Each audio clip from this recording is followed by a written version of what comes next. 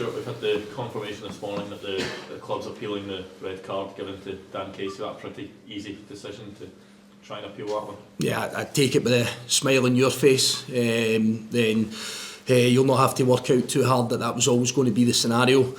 I think sometimes what you can do as a football club is you can, see it through your own tinted goggles, and you see situations whereby you feel like you're arguing the case out just for the sake of it. But for me, I've not spoke to one person. I've had contact for other football clubs, I've had contact for people that have been in the game a long time, people in the media, friends, family. I've not spoken to one individual that sees that the same way as what the outcome was on the night. So kind of what I've got that down to is one individual has seen it that way. And I think in the world of football, when you start to look at the traction that's gathered, for me, I think that's wholly unacceptable. I don't think we can ever see that scenario where it's so cut and dry, in my opinion. And I know there's an appeal to be heard and all the rest of it, but I just find it baffling. I said it's in the top 3 worst decisions after the game that I've been involved with in a game of football. On hindsight, I've had Saturday and Sunday to look through it again and to kind of compose myself. It's not in the top 3, it's the worst one. It's genuinely the worst one that I've seen. So that makes it pretty apparent what the club's feeling is on it. But as I say, we have to look at this bigger picture as well, and it's kind of worldwide. That game was on the television. We are trying to give the best account of ourselves as we possibly can. We didn't play particularly well as a team, but I don't think that type of decision does the game in this country any favours whatsoever. Just assume now that common sense will prevail over the next couple of days. Really difficult for me to comment on what comes next. As I say, that now gets taken out of my hands. We've done our due diligence. We did on Friday night. You put together your appeal, you go through the correct process. I've done that in conjunction with Chief Executive Brian Caldwell. That's been submitted at the earliest opportunity, which was first thing this morning, and then we need to wait and see what happens. Obviously this is time sensitive as well, and the fact that we've got a game against Celtic on Thursday, so from my side I would love to think that we can piece together a panel and hear this case and come up with a very swift and a quick course of action. But again, I can't control that. I can't do anything about that. And I think the other part that I need to probably balance this off with as well. I was asked the question after the game on Friday, what about Kilmarnock's penalty claim? What about the shout for a penalty for them? And I said at the time I genuinely hadn't seen it. I hadn't. I've since seen that that was missed as well. That should be a penalty to Kilmarnock. If I'm on the other side, this is where I'm trying to be really consistent. If I'm on the other side of that for me is as cut and dry a penalty as you're going to get. The referee actually awards us a foul, which it's not our foul. So I struggle to see that one. I also start to get into the realms of, and I had a complaint about this after we had the same referee against Ross County, and that there was 62 minutes of dead time. I says I would look forward to seeing what that was. That was 59 minutes this time of dead time in a game of football. It's not conducive to entertainment. It's not conducive to any of us sitting watching the game, enjoying the game. Coaching staff, supporters, players. You ask the players, just feel like it's stop, start. And I think that the game can breathe. I think that there's a way of handling games of football. I seen Derek's comments after the game as well, and I spoke to him, and I totally agree with him. I think there are referees in this league, a handful of referees, that in the Dan Casey situation that would have just pulled the two players together and issued a word of warning and get on with the game, lads, let's go, come on, let's just get on with it. But unfortunately that's not the case, and again I think it's another one where nobody really enjoyed the game of football because there's no fluidity to it, there's no flow to the game whatsoever. I know you've had enough contact with him recently, but have you spoken to Willie Collum since that incident? Are you planning on doing so? It's not something that I've planned. As I say, you open up a bigger can of worms. I feel like I've been pretty fair in terms of the communication. I've been one of the guys that's spoken up and said that I like the transparency, I like the communication. I'll go over it again. We were told that there's been 3 incorrect calls in our last 5 games. Then you take in the 6th game, which was Friday night. I'm thinking that that's going to come to the wrong call, so that's 4 in 6 games. So the transparency and everything like that's good. The fact that I believe Willie's quite clearly trying to make improvements. We all know, we can see that as plain as day, that improvements need to be made here. But you're dependent on what people see. You're dependent on the calls that people make. Now, whether that's in lifetime where we're going to get mistakes, but when you're getting the opportunity to look at these things and review them, I don't know how many times the referee on Friday looked at that same incident and convinced himself that he was right. I think at one point he's maybe saying that Dan Casey's got him by the throat or something. If that's what you think, you've seen it first, then that's fine. But when you get a chance to look at that 6 or 7 times on a monitor, that's not what you've seen. So you're relying on the actions of other people. It's the same where, in football you try and pass off a message. Sometimes the players don't quite execute that as well as you possibly can, and you continue to strive to improve. But from my side, as much as Willie's trying to make things better here, I think it's suffice to say that recently that's certainly not been the case, and it's a great deal of frustration for us all, great deal of frustration for us at Motherwell, that 4 big decisions, 4 key decisions in 6 games, it really isn't a great ratio, really not a good ratio. So we need that to improve. I'm sure the game as a whole needs it to improve, and that's only our case. If you go and speak to some of the other clubs, they'll have a very similar feel to myself. Just in terms of, just in terms of the timing of it, with it being the 23rd of December, your next game Boxing Day, are you really hoping that somewhere in that period you'll be able to get that hearing, that you won't want the Christmas period to work against you? Because at any other time of the year you'd probably get a fast-tracked hearing before that game, but you never know what can really happen when it's 23rd, 24th, 25th of December. I hope so, because we get given a fixture schedule, and I'm like all the rest of the players and probably the majority of clubs, we're in training Christmas Day, we'll be in first thing, it's a full working day for us. So I would love to think if we're going to put these fixtures out and we're going to go through this process over the festive period, then I would love to think that everything sort of works the exact same way, because these situations are going to appear. They may appear again on Boxing Day, there may be appeals again, so I would love to think that that can be fast tracked, and that can be in a position where if there's an incorrect call, players are still available to play in the very next fixture, because again, that would be me saying to the players, lads, just stay in your house on Christmas Day and we'll no bother preparing for Celtic away. I don't know if you heard Ian Maxwell on Sports Sound on Saturday. He was talking about the need to eradicate these what are called toe curlers, where 99.9% of people think that the referee's wrong, and I think he did say potentially Friday night was an example. Is that a kind of what you think should be the priority, or does it go deeper than that? You're talking about the stop-start nature of the game. Is it much more than that we need to sort out as a game of Scottish football? Yeah, I think the toe curlers, as Ian's described it, those are the ones, Gav, that you and I would sit here and, they're not difficult to see. If you've missed it in live time, as I say, when you go back to the screen, then the whole thing becomes very apparent. I think what you have to do at that point, in my opinion, I always talk about dropping ego. I speak to my players about it. I have words with myself at times about dropping the ego, and sometimes we've got to hold a hand up and say, I got that wrong, guys. I've seen that a completely different way. So from my side, there's been occasions where the checks and the look at things has been too brief. I think we've seen that, haven't we, in recent times.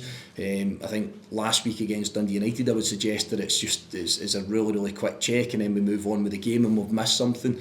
The cup final being a case for that as well. We quickly check it and we move on. And there's other times where we actually look at it far too many times and try and convince ourselves that what you first seen was correct. And it's, as you say, 99.9% of everyone that follows football doesn't see it the same way. So there are a number of different factors in it. I'm always huge on that. I just feel that level of communication, but communication on the pitch, I talk about it. A game of football is not about officials. It's not about me. It's not about you. It's all encompassing. Trying to put the best product forward. Trying to make sure that we put the best spectacle forward. I was waxing lyrical the week before with the 3 fixtures on the Saturday about the amount of goals that were raining in and the entertainment that was there. And I love to see that personally for Scottish football. Always want my team to come out on the right side of it, of course you do, from a selfish standpoint. But we want to see the most entertaining part of football. I've brought up the fact about the dead time in the game of football. We can help that as as players and coaching staff, trying to make sure that games go as much as possible. But I think people will understand that the officials can have a major impact on that. And I think sometimes just that level of communication, that being humble, being able to communicate with players, sometimes you get things wrong, and I see this purely from a selfish side of things and a personal side of things, that the people and the officials that I get on well with understand that it's an emotive sport. The guys that have that wee bit of humility, that can communicate with you, that can sometimes hold their hands up when they feel that they've maybe made an error or made a slight mistake in the game. We as competitors within football, I spoke to somebody about this yesterday in great detail, that I can accept mistakes, but the bit I really challenge with is that there's an obvious error and you're still trying to double down on it and trying to tell people that you're 100% right. You're trying to find justification for it. You're starting to talk about non-negligible force and all this type of stuff. You're trying to find a way to justify what you've done. And I personally don't see it that way. Sometimes I genuinely am okay with somebody just putting their hands up and saying, I think I may have got that one wrong. I can move on at that point, but I always talk about being so black and white as I am. I struggle when you double down on it, when the rest is that 99.9% that you speak of, Gav, can see it a totally different way.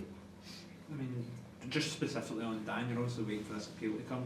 How does that impact the way you train during a week and team selection and all that type of things? You've been an ever-present in your team. How does it impact all that when you are dealing with a wee bit of the unknown in terms of whether he's actually going to be able to play or not? It's difficult. I find it a challenge. I find it a challenge in a scenario where I don't believe for a second that should be the case. So again, you feel as if you're getting punished again for it. Daniel feels as if he's getting punished again. Been on tender hooks, not knowing whether he's going to be able to be involved for us. I've always spoken about it. Don't know if I do it. I certainly don't think I do it much different from anybody else. But from today and moving forward to Thursday, we go really team specific. Everything we do and everything we work towards is having specific roles and jobs in the team. And long before the game kicks off on Thursday, the group of players know who's starting and they know who's on the bench. So that makes it a bit of a challenge. That makes it a wee bit of an unknown for us all, I suppose. And I need to make a judgment call on that as to how forceful I am with some of the level of information I put across, as to not knowing whether Dan can be involved in the game or not. So yeah, another good point, which is the fallout from it, which I think a lot of people maybe don't appreciate. It's just more so the instant and the flashpoint at the time, as opposed to the impact it has moving forward. We spoke to Liam Gordon after the game about it as well, just the way you were telling your players to sort of maybe attack or defend certain situations in a VAR era. Is there anything you've particularly changed in what you tell players about how to go into certain situations in the era of VAR? Yeah, there's a couple of things, and I've brought this up at a few meetings. I've specifically asked the officials that should I now be coaching my players a different way, and I'll give you a couple of examples of that. We had a big one about pulling jerseys and pulling players, and we had the penalty incident with Kofi Balmer up in Dingwall at 0-0, which wasn't given, which we were told was incorrect. So I'm speaking to my players about not pulling, not grabbing jerseys, not holding arms, and then after the event we're told we should have had a penalty. I had a big thing about, I've had a big thing previously about head knocks and various things like that, and then we get to a situation against Dundee where Kofi's lying splattered in blood and holding his face and motionless, and the game continues. And then the other big one that I'd had was this idea of the ball coming over your shoulder. If you remember last season, and I know I go specific on instance, but the ball coming over your shoulder and making contact with the ball. I don't know if you remember Jack Vale last year at Aberdeen. The majority have told me I'm completely wrong by that, and it's a Stonewall red card, and that's all there is to it. You actually look at Steve Seddon's penalty claim against Dundee United, almost a carbon copy of what Jack Vale gets sent off for. So one of the things that we've actually now spoke to our players about is, as that ball's coming over your shoulder, the ball's loose, it's there to be intercepted or played or whatever. We've actually spoke to our players now about, sometimes we feel we have to give that up because you're running the risk of a red card. Even if the player runs in, even if the player comes in full pace, if you go to control that ball and the player runs into you. So I was always told, I remember being in the media and asking, so this is changing the way that we're coaching the game, this is changing the way we're thinking about the game and how I'm asking players to play, and I was told categorically we'll never be changed, we're not changing the game, we're not going to change the game. Without question it is. There's 3, 4, maybe 5 scenarios now which I deal with a completely different way and we coach the players on it. If that happens and the ball coming over somebody's shoulder, one of your guys goes to intercept it in training, I'll call a halt to it, because we've been dealt a red card for that and been told that it's 100% right. So it does change the way that your outlook is on the game. Stuart, just to touch on Celtic, obviously dropping points yesterday, do you expect them to come out flying off the back of that? I just always expect Celtic to be their best version. I just think that their level of consistency for such a long time has been incredible. They constantly pose you a threat. I think you can see that relentless nature and how they attack games of football, and maybe one or two will talk about it not being their best performance yesterday, and bit of a surprise not to see them in the score sheet in any game of football, no matter who they're playing against, with the quality that they have. But it's not so much that I expect a reaction. I just expect Celtic to do what they've been doing for a number of years now, and finding that level of consistency and being incredibly difficult to go and play against at Celtic Park. Just a little bit more broadly about football this time of year, do you find it a little bit more challenging, even throughout Christmas, more packed fixture schedule? Do players feel any sort of different? No, I think we've made peace in the lead up to this. Everyone has. I think that there's no winter shutdown, no winter break, fine, and just a number of games that come. How we need to look after ourselves in between games, how we need to patch up players, trying to get that level of how much you work between games and how much recovery you put in there.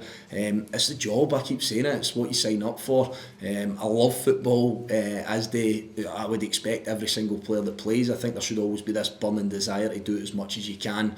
I didn't feel that way on Friday night, I can assure you, and it took me a wee while on Saturday based on a couple of things that come across, but I just feel that you'll struggle if you're feeling sorry for yourself with the number of fixtures and playing through Christmas and New Year. I think you'll embrace it and you'll start to do well if you really take it on and understand that's the task in hand. How's team news wise? Steve Seddon all right after? But we're going to need further investigation into his sustained a bit of an ankle knock. He was struggling to run, so again probably looking further into that again today. Hopeful it's nothing too serious, but we're just waiting to see how it settled down Saturday, Sunday, before we go into any further thought process with him. But I think the fact he came off the pitch probably indicates he's not a guy that misses much, if anything. He hasn't to this point. He's been available for everything, so a slight concern on that, but we'll not overreact. We'll see how he goes. Everything else all right? From where we were, yeah, from the players that were available were pretty much the same. Sad Nicholson back. Illness, yeah, he was ill on Friday, so we'll have him back into train today.